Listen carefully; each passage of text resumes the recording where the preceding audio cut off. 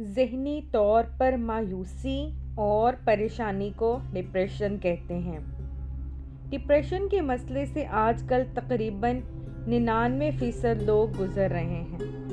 بغیر کسی وجہ کے غصہ آنا، کچھ سمجھ نہ آنا، چڑچڑاپن، جسم میں کسی بھی جگہ چبھن یا درد شروع ہو جانا ڈپریشن کی علامات ہیں۔